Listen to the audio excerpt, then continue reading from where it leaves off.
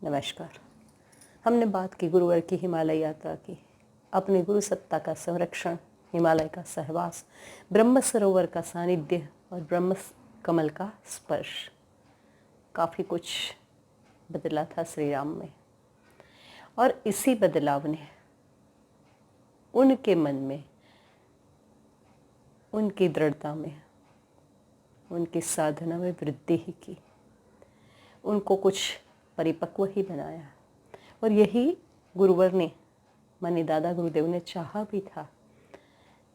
गुरुवर उनको मास्टर कहते, तो मास्टर ने अपने शिष्य को हिमालय का ये दिव्य सानिध्य देकर ये संकेत दिया कि बेटा तुम यहाँ के हो, यहाँ की जो दिव्यता है उसे तुम महसूस करो और इस दिव्यता को अपने जीवन में लाओ। जितना विशाल हिमालय है उतना ही ऊंचा व्यक्तित्व तुम्हारा भी हो। श्री राम ने अपने मास्टर के मन की बात को सुना, समझा और उसके लिए अपने आप को समर्पित किया। प्रथम यात्रा में ब्रह्म कमल का स्पर्श और क्या कहें, उन हिम शिखरों के बीच ठंडी से और भूख प्यास से अपने आप को कैसे सुरक्षित रखा जा सकता है, ये सारा गुरुदेव ने जाना।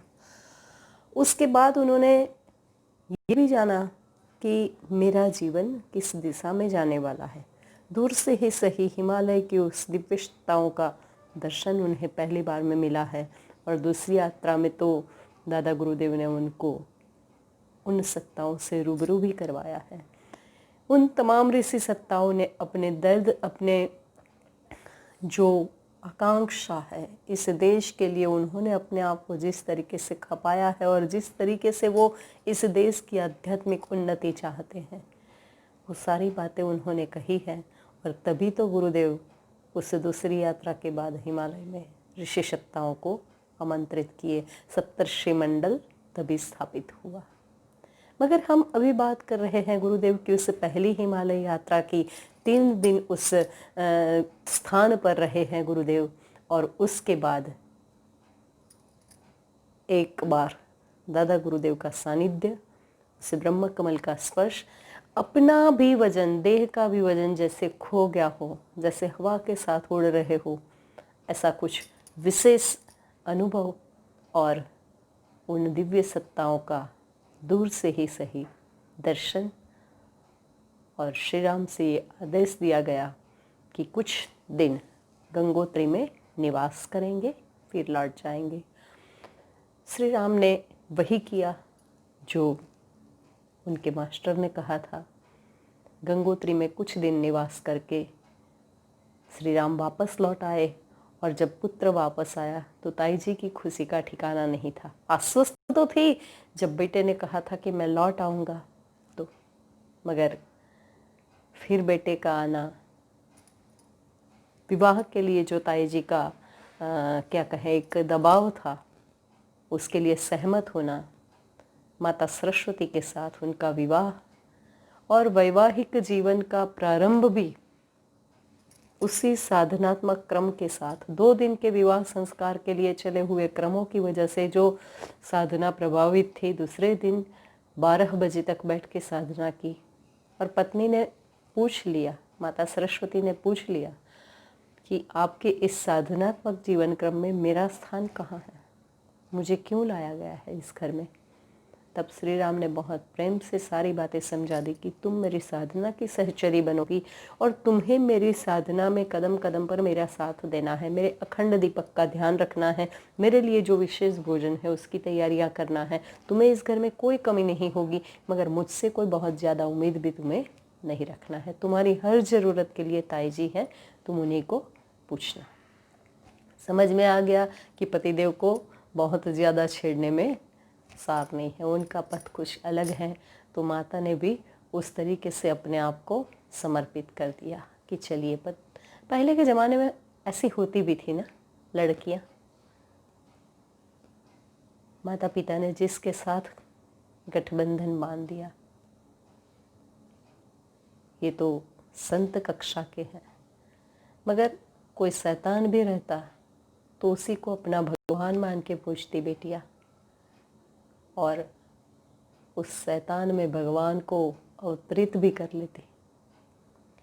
जिस हाल में जिसके साथ माता पिता ने जोड़ दिया है वही जीवन बनता, चाहे वो स्वर्ग हो चाहे वो नर्क हो, मगर उसी हाल में बेटियों को अपना जीवन व्यतीत करना पड़ता था। उन्हीं संस्कारों की पली बड़ी तो माँ सरस्वती भी थी, और इसीलिए गुरुवर की इच्छा को उन्होंने अपना भाग्य समझा और उसी तरीके से अपने आप को झोंक दिया। अवलखेड़ा में सैनिक के संपादन का काम लेने के बाद कुछ समय तो आना जाना किया। उसके बाद ताई जी की अनुमति से श्री राम ने अवलखेड़ा में अपना आगरा में अपना डेरा जमाया। सप्ताह में एक दिन अवलखेड़ा आना है, ये बात तय हुई। मगर तब भी माँ सरस्वती से पूछना या उनकी अनुमति, उनकी राय जानना जरूरी नहीं समझा गया। यही उस समय का चलन भी था। घर की बहू है तो घर के लिए है, घर का काम करे, घर की सुरक्षा करे और सब कुछ घर के लिए अपने आप को समर्पित करे। और नारी की वो गरिमा भी थी, अपने आप को समर्पित कर स्वयं को क्या कहें लुटा कर भी पूरे परिवार को सींचती थी। परिवार की ये बेल ऐसी बढ़ती कि जो बच्चे भी होते उसमें, उस बेल में जो नए नए फूल भी खिलते, वो भी इतने सुंदर इतने संस्कारी होते कि परिवार की इस प्रज्ञा को महकाते। नारी ने हमेशा अपना सब कुछ देकर नए जीवन को बढ़ाया है। नारी ने अपना सब कुछ देकर अपने परिवार को सींचा है। और आज अगर हमारे भारतवर्ष में इतने सारे महापुरुषों की बात हम कर रहे हैं, तो उन महापुरुषों के प्रागट्य में, उनके घड़तर में, उनके समाज के लिए अपने आप को उत्सर्ग करने की उस प्रक्रिया में कहीं ना कहीं नारी की भूमिका रही है। चाहे वो माँ रूप में हो, चाहे बहन रूप में हो, चाहे पत्नी रूप में हो, और चाहे तो बेटी रूप में, मगर नारी हर हाल में वंदनीय रही है, हर रूप में वंदनीय रही है। और हर सफल इंसान के पीछे किसी न किसी नारी का किसी न किसी स्वरूप में हाथ जरूर रहा है। ऐसी ही मातृसत्ता की प्रतीक रूप में माँ सरस्वती जब जीवन में आई, उन्होंने श्री राम के पैरों में बेड़ियां नहीं डाली, बल्कि उनकी जिम्मेदारियों को बांटा और उन्हें आगे बढ़ने के लिए उनका पथ प्रशस्त किया। और श्री राम का जीवन और साधनात्मक और गुरुदेव के आदेशों के अनुसार ढलते गया। दादा गुरुदेव की ही इच्छा थी कि वो स्वतंत्रता आंदोलन में सक्रिय हिस्सा ले, तो धीरे धीरे जो बचपन से मन में लगन थी उसको गुरुदेव ने और हवा दी थी, और धीरे धीरे उनकी सक्रियता उसमें बढ़ती गई। उन्हीं की इच्छा थी तो देश का भ्रमण भी किया, और तमाम तीर्थों का भ्रमण करके तीर्थों की जो स्थिति है वर्तमान में उसके बारे में जाना, सब कुछ महसूस किया। और महात्मा गांधी के पास, क्योंकि वो कांग्रेस से जुड़े थे और कांग्रेस से जुड़ने की वजह से महात्मा गांधी उस समय उन सब के लिए भगवान थे। जो गांधी जी कहते थे वही सब कोई करते थे, और महात्मा का ये उनका स्वरूप,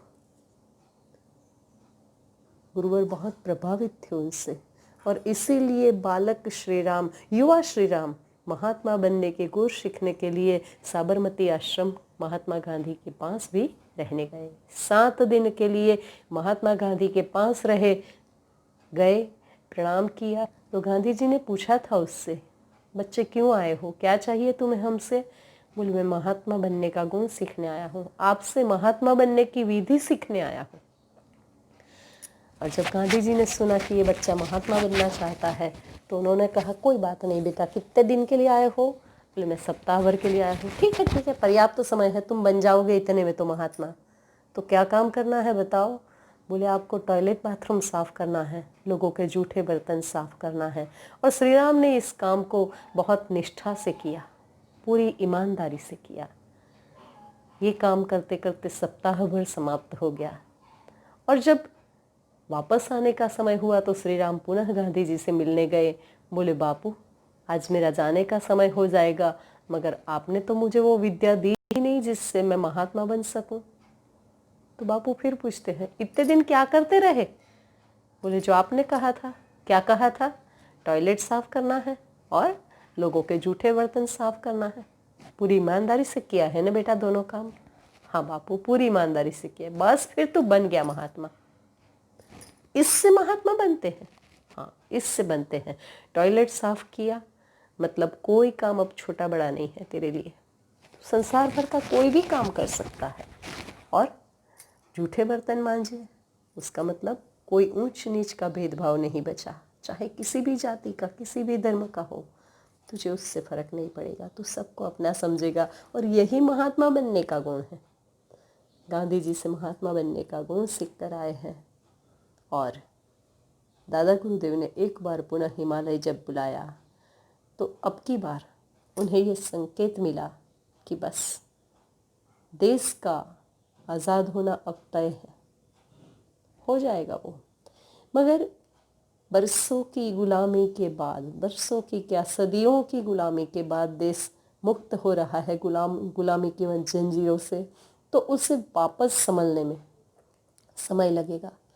राजतंत्र अपना काम करेगा, मगर लोगों को मानसिक गुलामी से मुक्ति दिलाने का काम धर्मतंत्र करेगा। शारीरिक मुक्ति तो, शारीरिक आज़ादी तो राजतंत्र दिला देगा, मगर मानसिक मुक्ति, मानसिक आज़ादी धर्मतंत्र के अलावा नहीं मिल सकती। और इसीलिए तुम्हें एक समानांतर धर्मतंत्र को खड़ा करना पड़ेगा।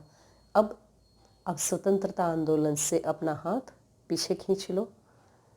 तो दादा गुरुदेव के इशारे पर गुरुवर ने स्वतंत्रता आंदोलन से अपने आप को विरक्त कर दिया और समय हो गया उनकी वो दूसरी हिमालय यात्रा का, जिसमें उनको ऋषि सत्ता का सानिध्य मिला था।